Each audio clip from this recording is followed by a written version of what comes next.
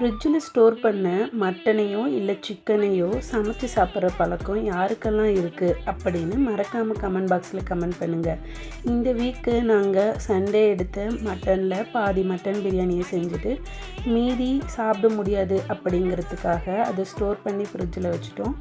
அதை தான் இப்போது கிரேவி மாதிரி பண்ணியிருக்கேன். அதுக்கு ஒரு வாணாலி எடுத்துகிட்டு தேவையான அளவு எண்ணெய் ஊற்றி சோம்பு, பட்டை, லவங்கம், ஒரு 2 பெரிய சைஸு நறுக்கின வெங்காயம், ஒரு பச்சை மிளகா, கருவேப்பிலை போட்டு நல்லா வதங்கினதும் 1 ஸ்பூன் இஞ்சி பூண்டு பேஸ்ட்டு போட்டுட்டு அப்புறம் 3 அரைச்ச தக்காளியை மிக்ஸ் பண்ணி அதில் வெறும் மிளகாத்தூள், தனியாத்தூள் போட்டு வேக வச்ச மட்டன் அப்புறம் உப்பு சேர்த்து தண்ணி சேர்த்து நல்லா கொதித்ததும் ஒரு சின்ன சைஸு தேங்காவில் அரை மூடி எடுத்து அதில் கொஞ்சமாக பொட்டுக்கடலை, சோம்பு போட்டு நல்லா அரைச்சி அந்த கொதிக்கிற மட்டன் குழம்புல மிக்ஸ் பண்ணிவிட்டு ஒரு 2 மினிட்ஸ் கொதிக்க வச்சு கொத்தமல்லி போட்டு இறக்குனா சுவையான மட்டன் கிரேவி ரெடி ஆயிரும். இது தோசை, இட்லிக்கு செம்ம டேஸ்ட்டாக இருக்கும்.